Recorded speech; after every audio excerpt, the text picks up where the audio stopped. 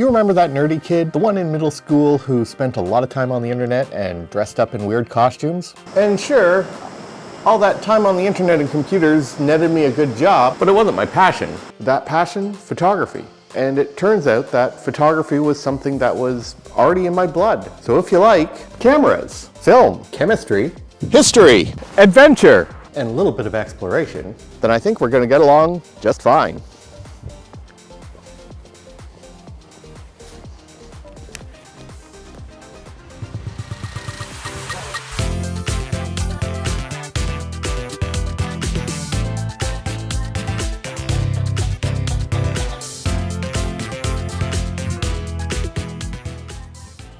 Hey there friends, welcome back to the channel. My name's Alex Lokes, and today I have a developer review for you. And a developer that until recently I've only seen on paper, and there's a good chance that if you're in North America, that's the only way you've seen it too. And that's Fujifilm Microfine. No, it's not Microfine, which is from Ilford, and I've reviewed that developer already, but rather Fuji Microfine. So let's go back to the studio. I can tell you what little I know about the developer and how to mix it up and prepare it for use, and I'll meet you back here in a few. Fujifilm was founded in 1934 as a subsidiary of Dicel to produce photographic materials. The plan was to establish a domestic production of photographic films, paper, and chemistry. I'm not really sure when Microfine was first introduced, or I'm not even sure if it's being manufactured today. But the pouch I received does look relatively new. Honestly, Fuji probably has stockpiled a bunch of this in some giant fridge in a secret bunker under Mount Fuji. Yeah, there's no fridge. There's no fridge? No, you really shouldn't mention the fridge. Oh, I shouldn't mention the fridge, or... You don't want to, anger him. Oh, I shouldn't mention the fridge, or I'll summon him? Yeah, just don't mention a fridge. Got it. Right. Back on course. All right, so there's not much known about Fuji Microfine. It's a fine-grained developer that uses metol as a primary developing agent, or at least that's what I've been able to determine. From what I can potentially infer, Microfine was probably introduced sometime in the late 70s or maybe in the 1980s or the 1990s. It's designed really to work with the Neopan 1600 or Acros 100 film stocks. On the pouch, only Neopan Acros 102 is listed with the development times, and on the Acros 102 datasheets, Microfine is listed as the only developer. But honestly, you don't have to do that. There are tons of excellent developers available for both those films. The trouble is that Microfine isn't readily available in the North American market. It is really only available to the Japanese market. So that's all I know. If you've worked with and mixed other powdered developers, then Microfine is going to be no different. Sadly, there is no English language datasheet or even the safety datasheet available, so I had to run the information on the package itself through a translator to obtain the relevant details. There are a couple things that I should note. First of all, Fuji advises to mix the entire package in one go, so don't go splitting it up into smaller volumes. Like other developers, I'm starting with 800 milliliters of distilled water heated to approximately 50 degrees Celsius or 122 Fahrenheit. Then I add the entire pouch worth of powder, mixing it using a mechanical method. You can also use a manual method as well. With the water heated this much, the powder will dissolve very quickly. When that powder is mostly dissolved, top it up to the final volume of 1 liter and then store in a well-marked bottle. Even though there was very little particulate matter left after mixing, I still used a fine mesh strainer to make sure that nothing ended up in the bottle. The powder ideally has an unlimited shelf life, providing that the packaging itself is not compromised. Once mixed in its stock form, it'll be about 6 months in a fully sealed full bottle. That shelf life does go down once you start lowering that stock solution to about maybe 2 to 3 months. Again, there's no information online about the shelf life, and there's nothing on the package itself that I could read or understand. So if you know, please feel free to leave in the comments if you have been able to read the Japanese and been able to determine that information, and I'll make sure I update that.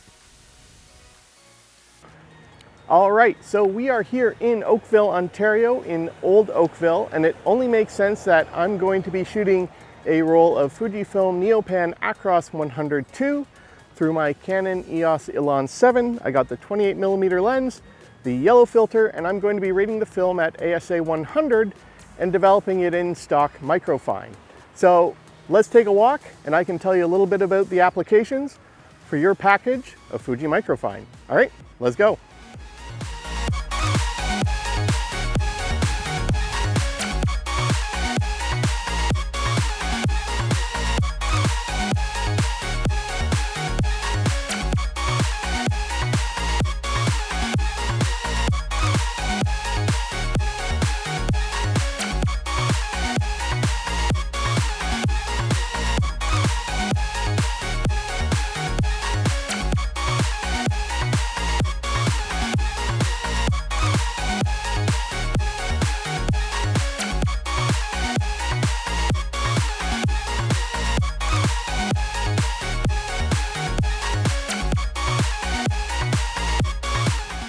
The number one application for Microfine is developing that stash of Fuji Neopan film that are sitting in your film fridge.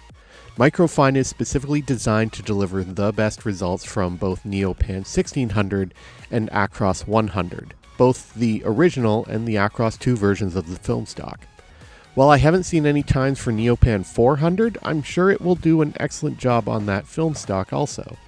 But don't just limit yourself to Fuji stocks. It handles Kodak, Agfa, and Kentmere films rather well.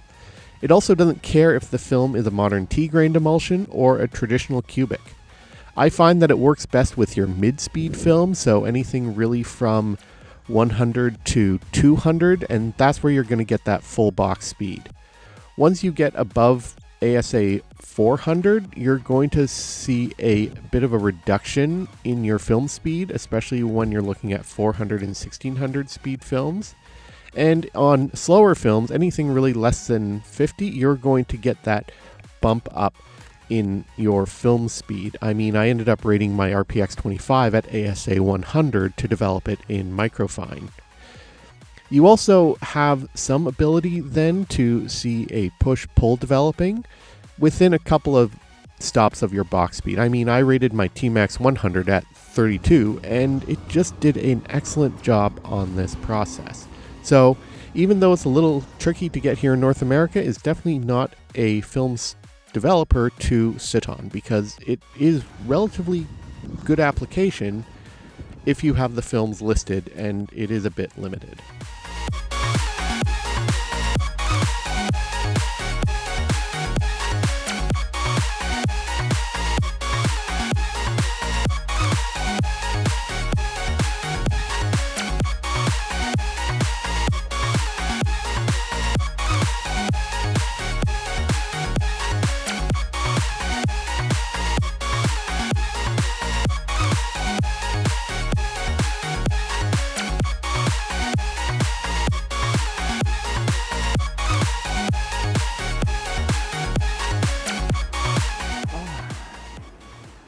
Okay, so that is that roll of 36 exposures done. I think that's a great time to send you back to the lab, and I can talk a little bit about how I use Microfine as a developer, and you can see the development process in action. And after that, we'll talk a little bit about some of the qualities of Microfine and see some other examples, and I will see you back here in a few.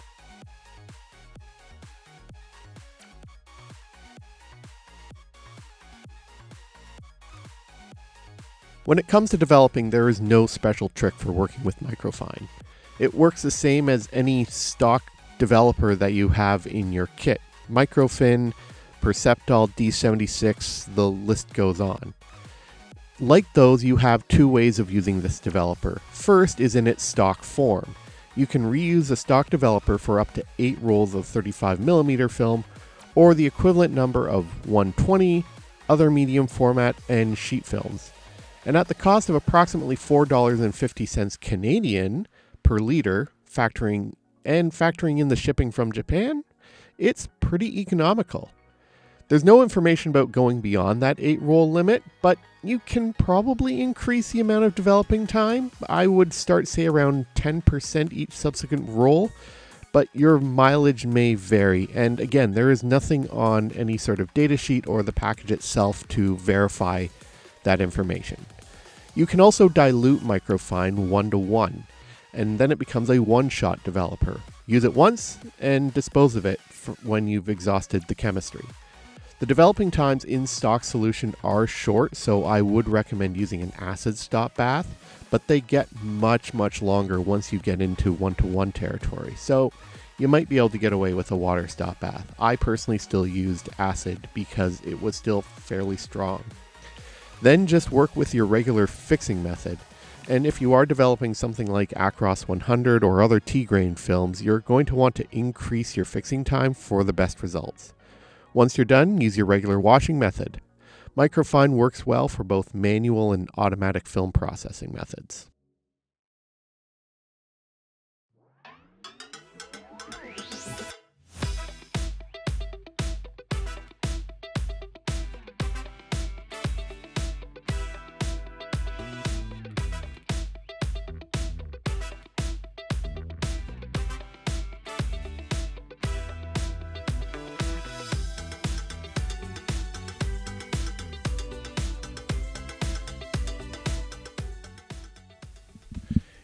In all honesty, pairing Acros II with Microfine feels like using a bit of a cheat code. Heck, pairing Microfine with any of the films that I use feel like cheating. The results are that good. Now, in all fairness, I did give it the best possible chance with the film stocks that I chose, but I won't lie, this combination produced the best possible results I've seen with Acros II, and I've developed that film stock in a lot of different developers, including favorites like Perceptol, FX39II, and 510 Pyro. Microfine produced the finest grain and sharpest results from Acros II. And while key to Neopan films, you can get equally good results from other films. Amazing smooth results from T-Max 100.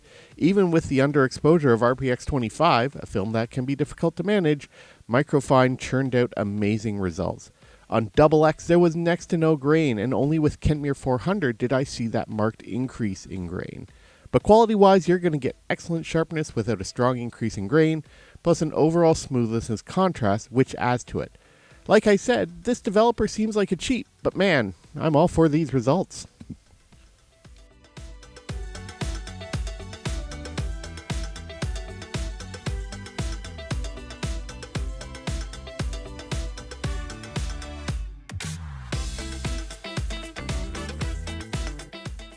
All right, so that covers it for today's video.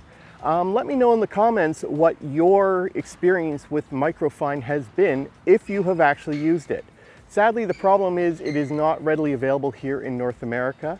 As I mentioned, this was sent to me by a reader of my blog who kindly sent along a couple of packages of Microfine and a couple of packages of another Fuji developer, which you will be seeing a video and reading a review of later this year, called Super Pro Doll.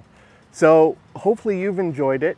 Again, not readily available in North America, but if you are from an area where this is much more readily available, such as Japan or Australia, I'd love to hear your comments.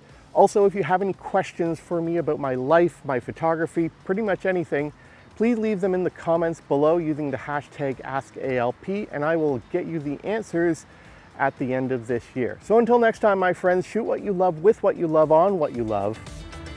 Don't give in to the hype.